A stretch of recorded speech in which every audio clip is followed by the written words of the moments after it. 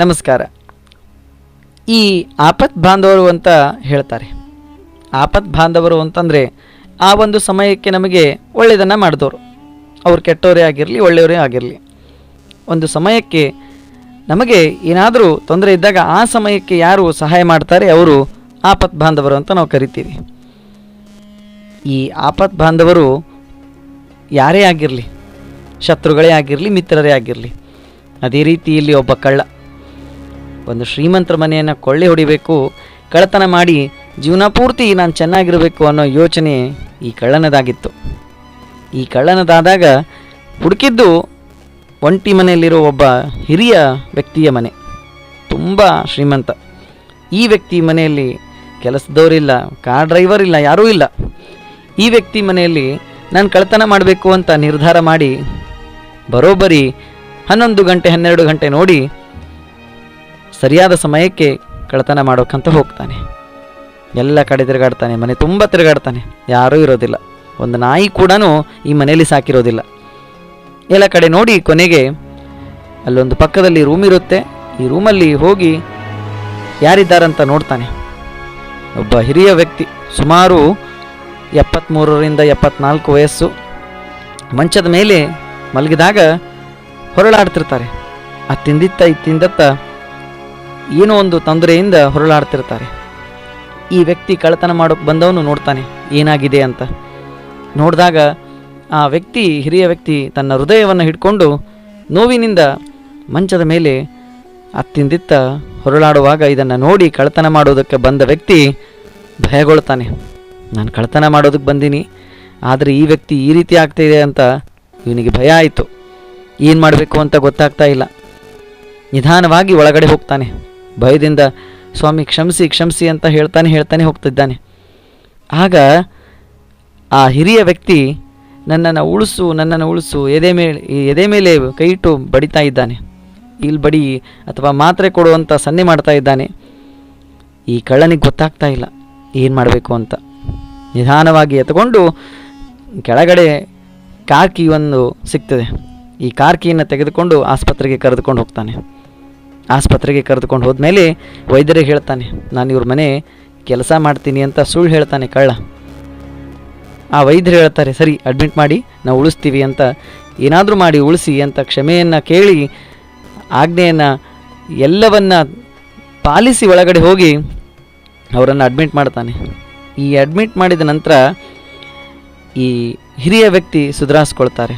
ಮಾರನೇ ದಿನ ವೈದ್ಯರು ಬಂದು ಕೇಳ್ತಾರೆ, ನಿಮ್ಮನ್ನು ಸರಿಯಾದ ಸಮಯಕ್ಕೆ ಆಸ್ಪತ್ರೆಗೆ ಸೇರಿಸಿದ್ರಲ್ಲ, ಅವರಿಂದ ನಿಮಗೆ ಉಪಕಾರ ಆಯಿತು, ಇಲ್ಲಾಂದರೆ ನೀವು ಉಳಿತಿದ್ದಿಲ್ಲ ಅಂತ ಹೇಳಿದಾಗ, ಹೌದು ಸ್ವಾಮಿ ನಾವು ಉಳಿತಿರಲಿಲ್ಲ, ಮೊದಲೇ ನನಗೆ ಹೃದಯದ ಕಾಯಿಲೆ ಇದೆ ನಿಮ್ಗೆ ಗೊತ್ತಲ್ಲ ವೈದ್ಯರೇ ಅಂತ ಹೇಳಿದಾಗ, ಹೌದು ನಿಮ್ಮ ಮಾತ್ರೆ ಖಾಲಿಯಾಗಿದ್ದು ನೀವು ನೋಡೇ ಇಲ್ಲಲ್ಲ, ನಿಮ್ಮ ಮಾತ್ರೆಗಳೇ ಇಲ್ಲ ಅಂತ ತಿಳಿಸ್ತಾರೆ ವೈದ್ಯರು.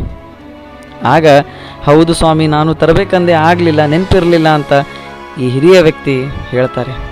ಹೌದು ನನ್ನನ್ನು ಇಲ್ಲಿ ಯಾರು ಸೇರಿಸಿದ್ರು ಅಂತಂದಾಗ, ಅವರೇ ನಿಮ್ಮ ಮನೆ ಕೆಲಸ ಮಾಡ್ತಾರೆ, ಏನೋ ಡ್ರೈವರ್ ಇರ್ಬೋದು ಅಂತ ಈ ವೈದ್ಯರು ಹೇಳ್ತಾರೆ.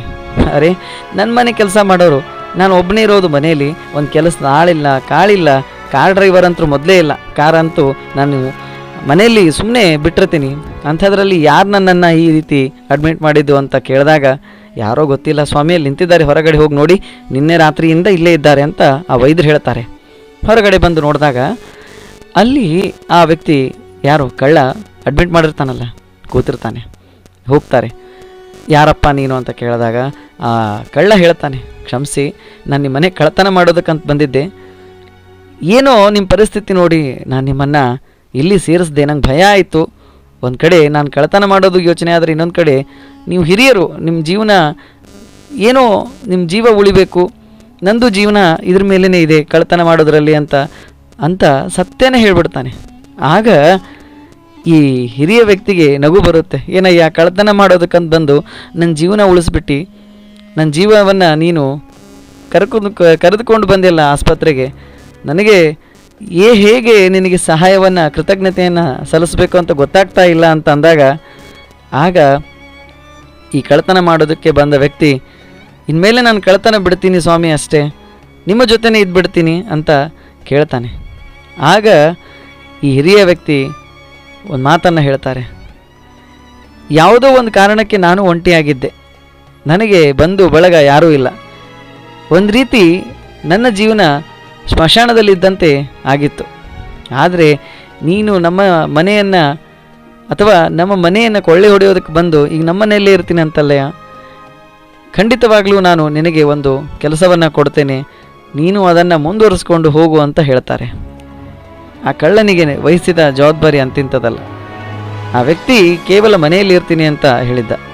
ಆದರೆ ಈ ಹಿರಿಯ ವ್ಯಕ್ತಿ ನನ್ನ ಆಸ್ತಿಯ ಲೆಕ್ಕಾಚಾರವನ್ನು ನೀನೇ ನೋಡ್ಕೋ, ಇನ್ನನ್ನು ನಾನು ಕೆಲಸಕ್ಕೆ ಸೇರಿಸ್ಕೊಳ್ತೇನೆ ಅಂತ ಹೇಳ್ತಾರೆ. ಆ ವ್ಯಕ್ತಿ ಕಳ್ಳನಾಗಿರೋನಂತವನು ಒಂದು ಹೊತ್ತು ಊಟ ಸಿಕ್ಕರೆ ಸಾಕು, ತಾನು ಬದುಕಬೇಕು ಅನ್ನೋ ಯೋಚನೆ ಅವನಿಗಾದರೆ ಹಿರಿಯ ವ್ಯಕ್ತಿಯ ಲೆಕ್ಕಪತ್ರವನ್ನು ನೋಡ್ಕೋ ಕೆಲಸ ಸಿಕ್ಕಾಗ ಅವನಿಗೆ ಸಿಕ್ಕ ಆನಂದ ಅಂತಿಂಥದ್ದಲ್ಲ. ಅವನಿಗೂ ಹೊಟ್ಟೆಪಾಡು ಇತ್ತು, ಅದಕ್ಕಾಗಿ ನಿಮ್ಮ ಜೊತೆನೇ ಇರ್ತೀನಿ ಅಂತ ಕೇಳ್ಕೊಂಡ್ಬಿಟ್ಟ. ಆದರೆ ಆಸ್ತಿಯ ಲೆಕ್ಕಪತ್ರವನ್ನೆಲ್ಲ ನೀನೇ ನೋಡ್ಕೋ ಅಂತಂದಾಗ ಖುಷಿ ಆಯಿತು, ಸಂತೋಷ ಆಯಿತು. ಒಂದು ರೀತಿ ಹೊಸ ಜೀವನ ಆ ಕಳ್ಳನಿಗೆ ಸಿಕ್ಕಂತಾಯಿತು.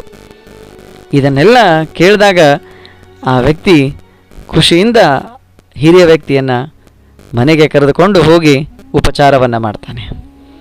ಸ್ನೇಹಿತರೆ, ಆಪತ್ ಬಾಂಧವರು ಅಂತ ನಾವು ಹೇಳಿದಾಗ ಆಪತ್ತಿಗೆ ಯಾರು ಆಗ್ತಾರೆ ಅನ್ನೋದು ಮುಖ್ಯ ಆಗುತ್ತೆ. ಅವರು ನಮ್ಮ ಶತ್ರುಗಳು ಕೂಡ ಆಗ್ಬೋದು, ನಮ್ಮ ಮಿತ್ರರು ಕೂಡ ಆಗ್ಬೋದು. ನಮ್ಮ ಶತ್ರುಗಳು ಇದ್ದೀರಿ ಅಂತ ನಾವು ಸಮಯಕ್ಕೆ ಆಗದೇ ಇದ್ದಾಗ ಅಥವಾ ಸಮಯಕ್ಕೆ ಆದಾಗ ಅವರಿಗೂ ಕೂಡ ನಾವು ಕೃತಜ್ಞತೆಯನ್ನು ಸಲ್ಲಿಸಬೇಕಾಗುತ್ತೆ. ಅಥವಾ ನಮ್ಮ ಮಿತ್ರರೇ ಆಗಿರಲಿ, ನಮ್ಮ ಶತ್ರುಗಳೇ ಆಗಿರಲಿ, ಅವರ ಕೃತಜ್ಞತೆಯನ್ನು ನಾವು ಎಂದಿಗೂ ಮರಿಬಾರದು. ಒಂದು ಸಮಯದಲ್ಲಿ ಎಲ್ಲರೂ ಅಥವಾ ಕೆಲವರು ಕೆಟ್ಟವರಾಗಿ ಕಾಣ್ಬೋದು, ಆದರೆ ಆಪತ್ತಿಗೆ ಆದ ಸಮಯವನ್ನು ನಾವು ಎಂದಿಗೂ ಮರಿಬಾರದು ಅನ್ನೋದು ಈ ಒಂದು ಕತೆ ನಮಗೆ ಖಂಡಿತವಾಗಲೂ ತಿಳಿಸ್ಕೊಡುತ್ತೆ. ಮುಂದಿನ ವಿಡಿಯೋದಲ್ಲಿ ಹೊಸ ಕತೆ ಜೊತೆ ಮತ್ತೆ ನಾನು ನಿಮಗೆ ಸಿಗ್ತೀನಿ. ಧನ್ಯವಾದಗಳು.